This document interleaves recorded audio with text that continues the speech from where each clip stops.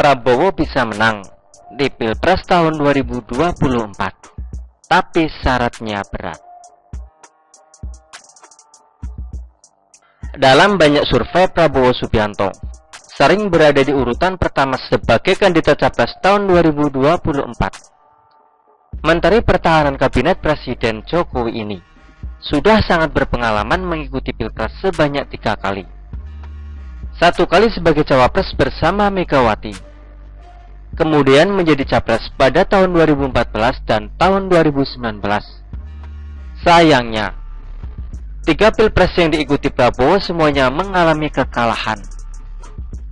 Untuk Pilpres tahun 2024, sangat mungkin merupakan Pilpres terakhir baginya, karena Prabowo dari segi usia sudah semakin senior.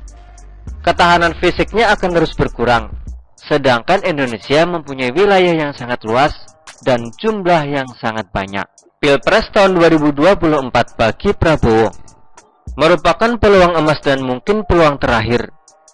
Jika gagal kembali, maka Pilpres selanjutnya akan lebih sulit bagi Prabowo Subianto. Untuk itu, Prabowo dengan Partai Gerindranya harus super serius dan sangat hati-hati dalam melakukan berbagai manuver demi kesuksesan di pemilu nanti.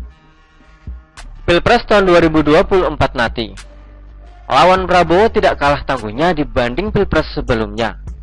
Kandidat capres yang telah beredar selama ini adalah Anies Baswedan dan Ganjar Pranowo. Prabowo harus memperhitungkan segala hal dengan matang. Jika tidak, maka orang lain akan mendukung Republik Indonesia Satu. Prabowo bisa saja menang di Pilpres dan mampu mengalahkan Anies dan Ganjar. Tetapi syaratnya cukup berat.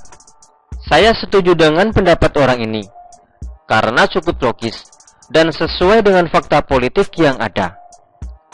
Adalah Ketua Umum Partai Bulan Bintang, PBB, Yusril Iza Mahendra menyebut, Prabowo Subianto berpotensi memenangkan Pilpres tahun 2024 jika didampingi Joko Widodo sebagai calon wakil presiden.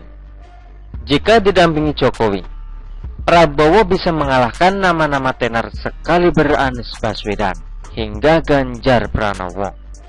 Pasangan ini secara politik potensial bisa mengalahkan calon lain yang banyak disebut akhir-akhir ini, seperti Puan Maharani, Ganjar Pranowo, atau Anies Baswedan, demi bisa berpasangan dengan Jokowi di Pilpres tahun 2024. Prabowo bersama Gerindra perlu mengajukan gugatan uji materi Pasal 169 Undang-Undang Pemilu ke Mahkamah Konstitusi. Partai Gerindra punya legal standing atau kedudukan hukum selaku partai politik peserta pemilu tahun 2024 yang berhak mendaftarkan capres-cawapres. Gerindra dapat menggugat pasal itu bila punya keinginan mencalonkan Prabowo Subianto dengan Jokowi sebagai pasangan capres-cawapres di Pilpres tahun 2024.